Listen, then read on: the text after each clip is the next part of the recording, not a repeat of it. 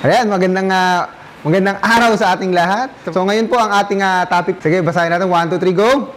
Maligayang praise ko. Yan, kasi sinimulan nyo eh. Tapusin natin ng ano. Naalala nyo ba yung week 1? Ano yung week 1? Maligayang Pasko. Yo, maligayang Pasko. Maligayang ang nakaraan. Diba? Ano yung sinasabi doon? Whether pangit or maganda ang nakaraan, ngayon maligaya. Bakit? Kasi unang-una, kung pangit yun, nalagpasan mo. Pangalawa, may natutunan ka doon. At ganun din, kahit yung mga magagandang bagay, may mga natututunan tayo. At because of those learnings, mas nagiging marunong tayo ngayon, mas nagiging wise tayo, at yun ay nagdudulot sa atin ng kaligayahan. Kaya maligaya po ang past natin. Lalong-lalo na sa mga past na yon, kasama natin si Lord. And last week, ano yung naging topic natin ay? Maligayang face ko. Maligayang face ko. Kahit ano man po yung pagmumukha natin, whether tanggap mo yan or hindi. Pero ang sabi nga, di ba, bakit mahalaga ang face? Kumbaga, face value. Kumbaga, bakit yung mahalaga pagdating when it comes to worship? Kasi na-determine, nakikita yung reaction natin, yung facial expression natin, kung kamusta ka na. At bilang Kristiyano na naniniwala there is a God, we Bible-believing person, God-believing Christian, di ba tayo, makikita natin sa pagmumukha mo, naniniwala ka ba talaga sa Diyos? Bakit sobrang down na down ka? Kung masaya tayo, yung peaceful lang yung face natin, sabi nga doon ang isang term, yung facial expression natin can be a form of worship. Diba? Whether you are crying because sobrang natatouch ka, nabibless ka kay Lord, or whether sobrang saya mo, nagpupuri ka sa Panginoon. At syempre, kailangan tatapusin natin yan. Ngayon, maligayang praise ko. So, praise. Yan ang napakahalaga bilang isang Kristiyano. Tayo muna ay manalangin. Lord God, we pray to bless us, Panginoon. Give us understanding, Panginoon, kung ano po yung matututunan namin ngayon, Lord God. Na hindi lamang po kami magpupuri, kundi nagpupuri kaming maligaya. Salamat po, Lord God, for the lesson and blessing. In Jesus' name we pray. Amen. Sabi ko dito sa 1 Thessalonians chapter 5, 16 to 18, sabi dito, magalak kayong lagi. Yan, utos, di ba? Magalak kayong lagi. Hindi siya nabing maging masaya kayo lagi. Magalak. Kanina, tinanong kanina sa introduction sa what is the difference between happiness and joy doon sa GFA kanina. So, alam natin, pagka happiness, nakadepende yan sa happenings. Whereas the joy, whether maganda or pangit yung nangyayari sa paligid natin, we have this joy that comes from God. We have this peace. Yung sinasabi sa Bible, unfathomable, ang lalim. Ano ba ibig sabihin nun? Beyond understanding, yung hindi mo maintindihan bakit ka peaceful, bakit ka maligaya. At dito, sinasabi dito ni Pablo, maging maligaya tayo. Magalak tayo lagi. Paano mangyayari yun? Palagi kayong manalangin. Yan, yun po talaga, no? Kung gusto natin maging masiyahin tayo, magalak tayo lagi, kailangan tayo po ay laging nananalangin. Pangalawa, sabi pa dito, at magpasalamat kayo sa Diyos sa lahat ng pagkakataon sapagkat ito ang kalooban ng Diyos para sa inyo, sa inyong pakikipag-isa kay Kristo Jesus. Ibig sabihin po, dito pumapasok yung praise. Sa pamamagitan ng pag tayo ay nagpupuri, tayo ay nagpapasalamat sa Diyos. So ngayon, sasagutin natin, magbibigay lang tayo ng 5. Ako, napakaraming reason nito, pero let us go back to the basic muna. Bakit tayo nagpipraise? At bakit maligaya ang praise natin? Ngayon, maligaya ang praise ko kay God, 5 reasons. Basahin natin yung number 1. Sabay-sabay tayo. 1, 2, 3, go! Dahil totoo ang Diyos na aking pinagpapapurihan. Yan. Tayo ay magalak na nagpupuri, maligaya ang praise natin kasi si God ay totoo. Nag-i-exist talaga siya. Just imagine you are praising a false God. Diba? Napakaraan, marami ito yung kadalasang mga tanong, anong patunay na merong Diyos? Minsan tayong mga Kristiyano, ito, naging tingin ko po dati, ang tingin ko sa mga Kristiyano, baliw. Mga hallelujah, mga born again, hallelujah. Pero ako na rin ay isang baliw na rin. Diba, sinabi rin naman na Pablo yun diba? Sa paningin ng mundo, tayo ay mga baliw tayo Sa paningin ng mundo, si Kristo, wala siya. Kamangmangan siya. Pero sa atin, na may nagtataglay ng Espiritu, para sa atin, karunungan siya. Diba? So kaya, maligaya ang praise natin dahil alam natin, natitiyak natin na ang Diyos na pinapapurihan natin, nag-i-exist talaga. Totoo siya. Hindi tayo nagtataas ng kamay sa kalawakan lang. Di ba yung sinasabi, alam mo yung sa Star Wars, may the force be with you, o kaya yung mga term ngayon, yung universe, yung mga term ngayon na yung sana tulungan ka ng universe, paano tutulungan ng universe? Mga ganyan. Yung mga term ng mga hindi naniniwala sa Diyos. Pero tayo, naniniwala tayo sa Diyos at hindi lamang tayo naniniwalang may Diyos, nagpupuri tayo sa Kanya. Sabi ko dito sa Romans chapter 1 verse 20, mula pa ng likain ng Diyos ang sanlibutan, ang Kanyang likas na hindi nakikita, ang Kanyang kapangyarihan, walang hanggan at ang Kanyang pagka-Diyos ay maliwanag na iniayag ng Kanyang mga ginawa. Kaya't wala na silang maidadahilan pa. So sinasabi po ni Pablo dito, no, kahit saan ka tumingin, merong Diyos. Merong Diyos. Pag-aralan mo lang yung paano nagpo-function yung katawan mo. Wag na lang yung kahit yung katawan mo na lang, yung pag-aralan mo lang yung yung paano lumalaban yung immune system mo. Alam mo kung walang immune system, mamamatay tayo maaga eh. Yung immune system natin, yung vitamin C, yung pagpapaaraw, napakatindi nung hindi siya pwedeng tsamba-tsamba lang eh. Meron talagang designer. At dahil doon sa katotohanan na yon, nagpupuri tayo. Masaya, maligaya tayo nagpupuri sa Diyos kasi hindi tayo nagpupuri sa wala lang. Kasi, di ba, sabi pa dito sa mga awit, 115, ganito ang laging tanong sa amin ng mga bansa, nasaan na ba ang inyong Diyos? Ang palaging winiwika, ang Diyos namin nasa langit, naroon ang Diyos namin. At ang Kanyang ginagawa ay kung ano ang ibigin. Kasi, di ba, yun yung tinatanong sa kanila eh, meron ba talagang Diyos? Bakit? Nasaan ang Diyos nyo? Pero sabi ng mga naniniwala, sabi ng sumulat ng Psalms, ang Diyos namin nasa langit. Totoo siya. Ganon din ang kadalasan tanong sa atin. Nasaan ang Diyos nyo? Meron ba talaga? Pero tayo, malakas ang ating conviction that there is really a God. And then, at dahil merong Diyos, ito ang maganda. Sabi ko sa verse 18, dahil merong Diyos, tayo ngayon nabubuhay, at dapat magpasalamat. Siya'y dapat na purihin mula ngayon hanggang wakas, purihin si Yahweh. Kaya nga, dahil alam nating totoo ang Diyos, dapat tayo ay nagpupuri sa Kanya at nagpupuri ng maligaya ang ating puso. Diba? Meron akong kaibigan, long way before na, lagi siyang, ewan ko, para sa akin, kakaiba siya kasi lagi siya nag-reserve or nagpe-preserve ng something. Ito para to sa special someone ko. Pero, ang katotohanan, wala naman siyang special someone. Nagigets yun? Ewan ko, may mga ganun ba kayong kaibigan? Ito para sa ko to, sa special someone. Pero wala siyang special someone. Nire-reserve niya para sa darating. Pero para sa kanya, nag-i-exist na yung special someone na yun. Yung parang pinapaniwala niya yung sarili niya na meron siyang special someone kahit wala naman. So, para sa amin, parang mapapatanong ka. Diba? Pero tayo, hindi ho tayo nagpupuri sa imbentong Diyos. At dahil doon, tayo ay magpupuri ng maligaya dahil totoo ang ating Diyos. Number 2, bakit ho maligaya ang praise ko? Basahin natin, 1, 2, 3, go! Dahil nakikita ng Diyos ang ginagawa kong pagpupuri sa... Yan. Ito po yung maganda. Hindi lamang po siya nag-i-exist. Kasi ibang bagay yung nag-i-exist siya pero hindi ka naman pinapansin. Parang something like na meron kang crush, nag-i-exist ang crush mo, pero wala siyang pakialam sa'yo. Diba? It hurts, wow. Ganun ba? So, diba ang hirap doon, yung nagpapapampam ka na, hindi ka pinapansin. Lahat na ng pagpapapansin, ginagawa mo na. Pero ang magandang bagay sa ating Diyos, yes, totoo siya, pero pinapansin niya ang ginagawang pagpupuri mo. At because of that, maligaya tayo. Sabi ho dito sa Matthew chapter 6, although ito po ay about sa prayer, although alam naman natin, sa panalangin natin, nagpupuri din tayo. Ngunit kapag mananalangin ka, pumasok ka sa iyong silid at isara mo ang pinto.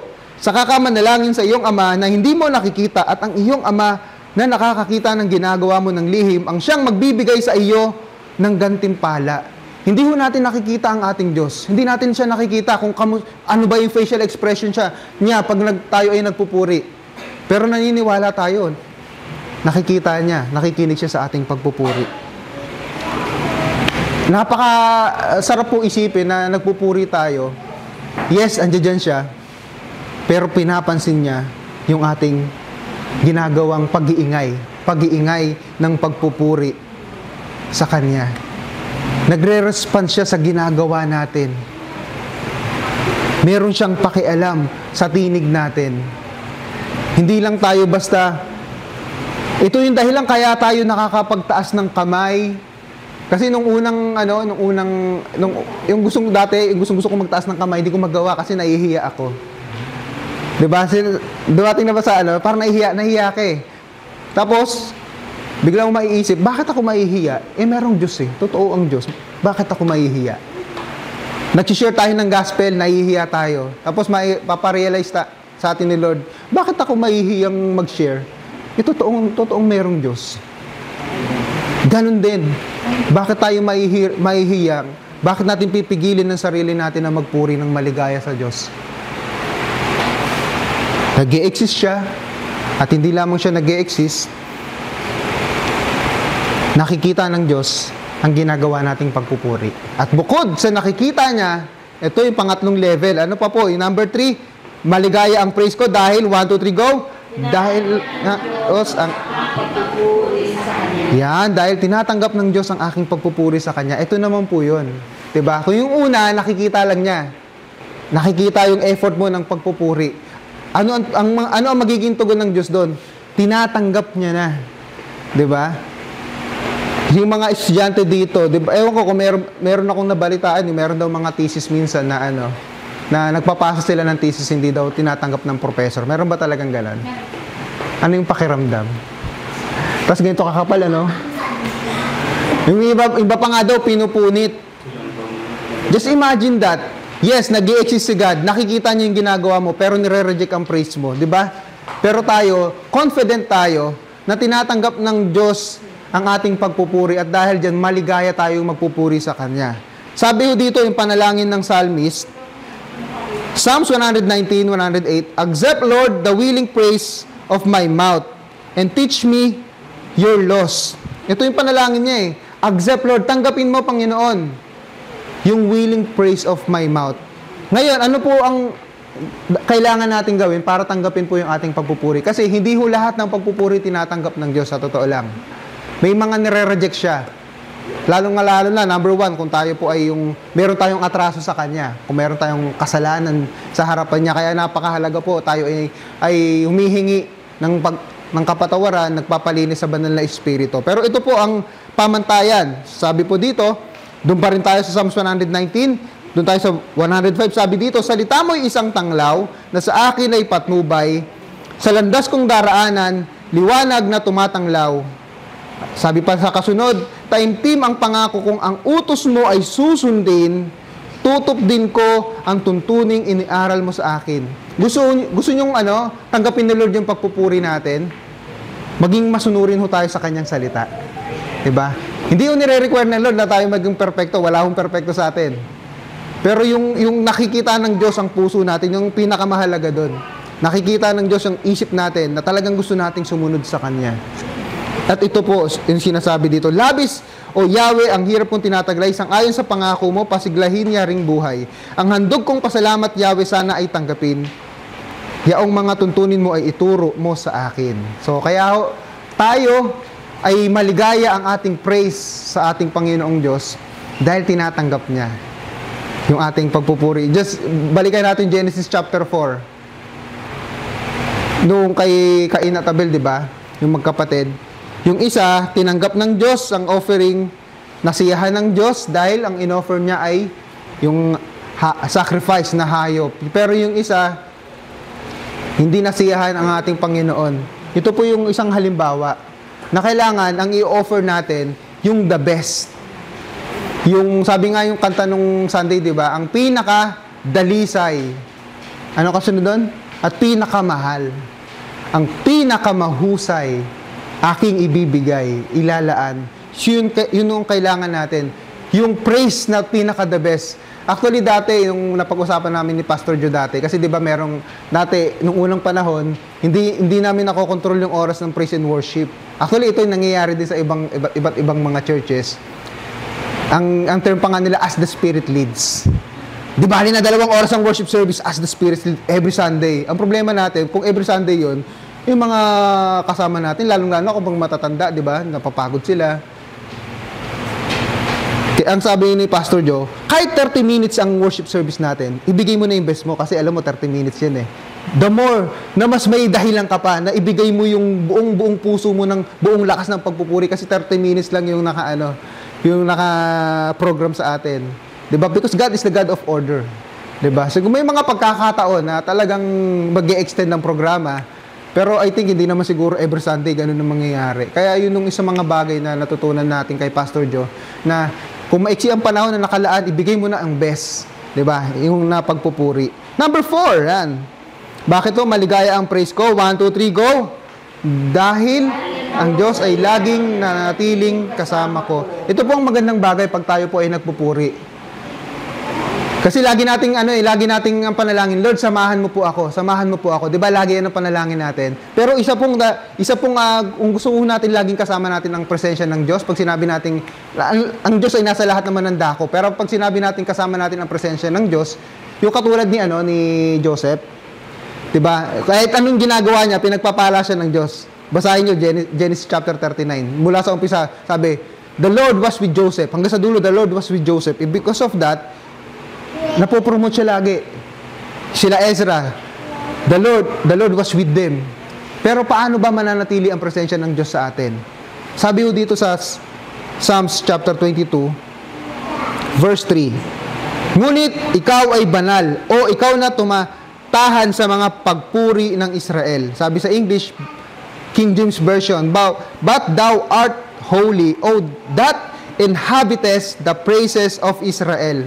Sa ibang version, the Lord dwells in the praises of His people. Pinakasimpleng Tagalog, ang Diyos ay nananahan, ang Diyos ay nananatili sa papuri ng kanyang mga tao. At dahil doon, alam natin na pag tayo ay nagpupuri, iniimbitahan natin ang presensya ng Panginoong Diyos. The more na magiging maligaya ang pagpupuri natin. Kaya nga ho talaga yung music, yung tinuturo nga sa atin ni Pastor Joe about sa Bible Jam, isa doon yung music. Isa sa mga ginawa ko talaga, sinurrender ko yung mga CD ko noon na mga rock and roll. Kasi ang music talaga, nag-i-invite siya unang-una ng negative emotion, kung pangit yung kanta. Pangalawa, kung demonic yan, nag-i-invite siya ng demonic presence. Kung paano ang mga worldly music ay nag-i-invite ng negative emotion, yung mga demonic music, nag-i-invite siya ng demonic presence, ganun din naman. Ang mga pagpupuri, lalong-lalo yung mga music, nag-i-invita siya ng presensya ng Panginoon. Kaya nga, papansin ninyo, bakit laging praise and worship yung inuuna natin? Bakit hindi nauuna ang preaching? Kasi iniimbitahan natin ang presensya ng Diyos eh.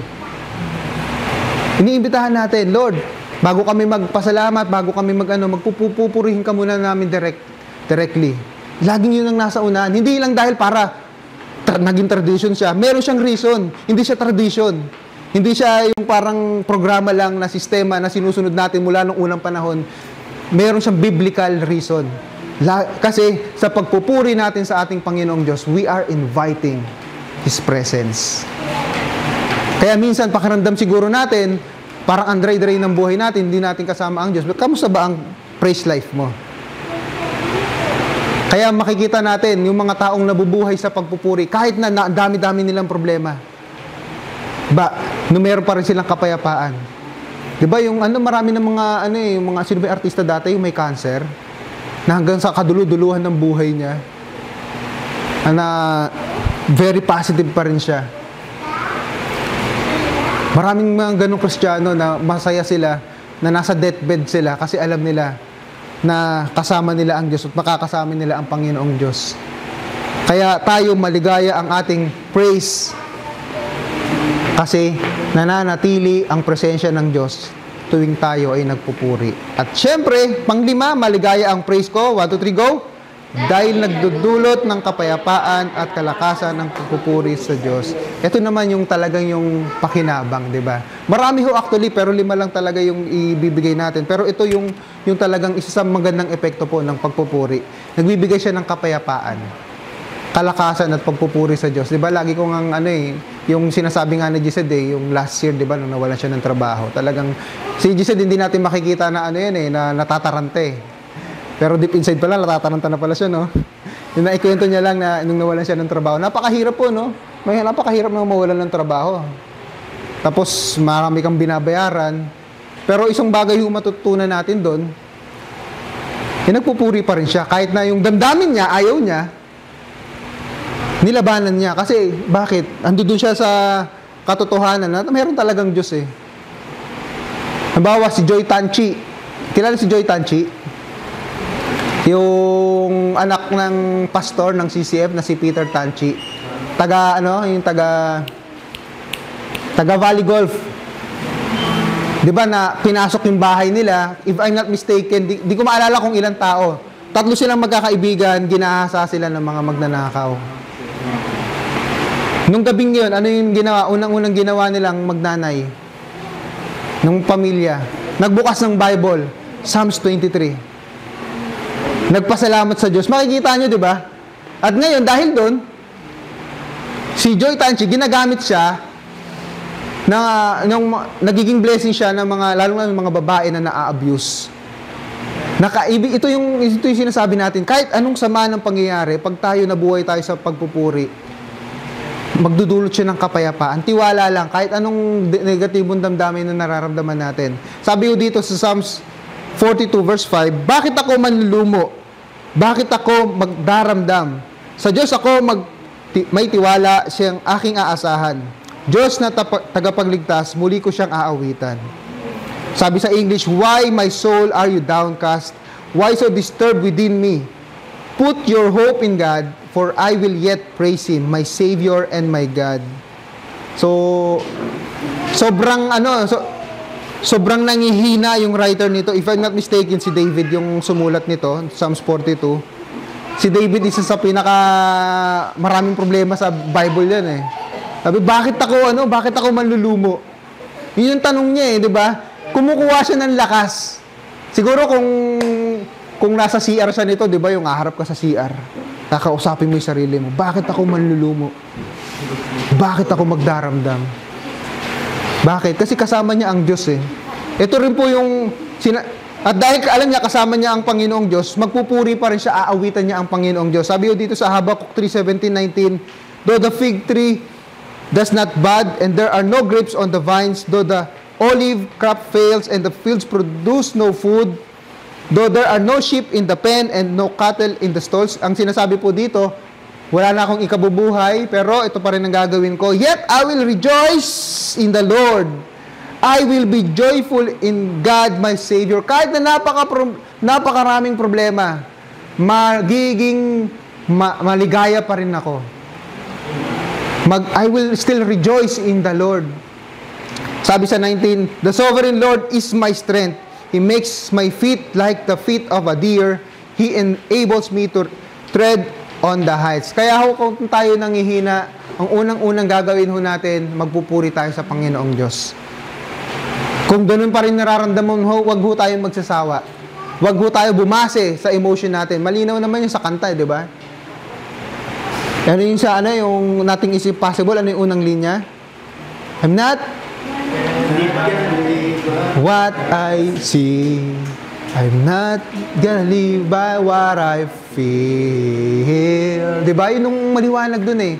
Hindi ka babase sa nararamdaman mo. Hindi ka babase sa panlabas. Babase ka sa established truth, the absolute truth that there is God who's willing to help you. Diba? Kaya kailangan natin magpuri. Bilang aplikasyon, ano pong aplikasyon natin? Ito pong maging aplikasyon natin, 1, 2, 3, go! Maging lifestyle na natin ang purihin ng Diyos. Maging lifestyle na natin. At pag lifestyle natin yan, ang ating praise ay laging magiging maligaya. Maligaya ang praise ko. Sabi dito sa Psalm 68 verse 4, sing to God, sing in praise of His name. Extol Him who rides on the clouds. Rejoice before Him.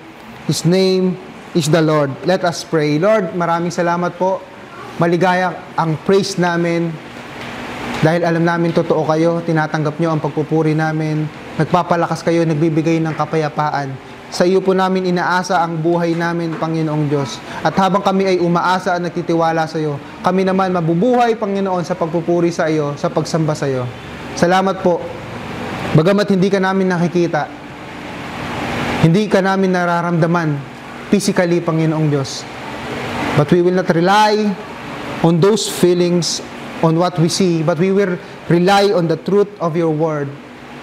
That you exist, that you are there, kasama ka namin, you are powerful. Panginoon, ang buhay namin ay sa iyo. Kaya kami magpupuri, sasamba sa iyo. At ito, Panginoon, ay magdudulot ng kaligayahan sa buhay namin. Maraming salamat po. Ang panahon ngayon ng Kapaskuhan, nagpapaalala sa amin, isang katotohanan na merong Diyos na nagmamahal sa amin, na nagmamalasakit sa amin. Ang sakripisyo mo palang, Panginoong Hesus, sapat na, sobra-sobra pang dahilan para kami ay magpuri sa iyo. Maraming salamat po. Mabubuhay kami na nagpupuri at sumasamba sa iyo. Ito pong aming dalangin sa pangalan ni Jesus. Amen. Praise God.